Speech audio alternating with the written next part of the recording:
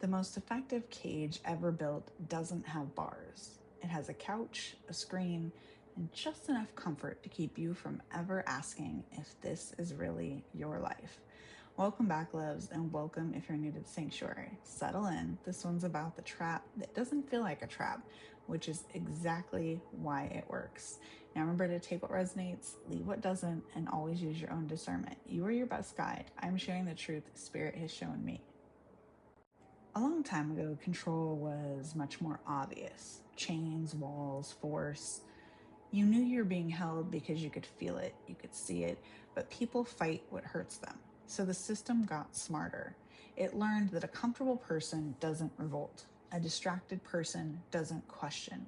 A person with just enough to lose stays exactly where they're put. That's the trap now. It's not pain, it's comfort. Enough entertainment to never sit in silence. Enough convenience to never build real strength. Enough small pleasures to numb the part of you that whispers, there has to be more than this. And here's the cruel part. You'll defend the cage because it's warm, because leaving it means discomfort, uncertainty, the unknown. The system counts on that. It counts on you choosing the familiar prison over the frightening open field. Now let me show you what this actually costs you, because it's bigger than just a wasted evening. Every time you reach for the numbing thing instead of the real thing, you make a tiny trade. You trade a hard conversation for a scroll. You trade a dream that scares you for a show that soothes you. You trade the discomfort of growth for the comfort of staying the same. And none of those trades feel like much on their own, right?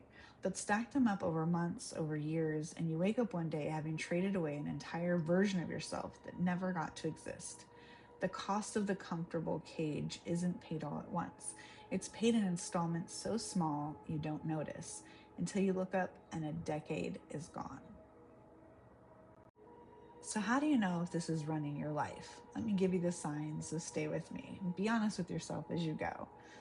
Now, I'm not knocking doing things that you find, little pleasures in life, watching your favorite show, etc. So don't get me wrong, okay? But you feel a low-grade restlessness you can't explain, especially in quiet moments. So you avoid quiet moments. You reach for your phone the second there's a gap before you've even decided to. You have dreams you used to talk about that you don't mention anymore because somewhere along the way you quietly filed them under not for me. You feel tired in a way that sleep just doesn't fix because it's not your body that's tired, it's your spirit from carrying a life that isn't aligned. And the big one, the thoughts of real change make you anxious, not excited. That anxiety is the cage talking. It's the padding, tightening its grip the moment you think about leaving. Now, if you recognize yourself in even a few of those, good. That's not shame. That's awareness. And awareness is the first crack in the wall. So here's what you actually do about it. First, reintroduce silence on purpose, not as punishment, as reconnection. 10 minutes a day with no screen, no noise, no input, even if that's all you can do. It will feel uncomfortable at first, even agitating, and that discomfort is the point. That's the numbing wearing off so you can hear yourself again. The restlessness you've been running from has a message for you, and you can't receive it over the noise.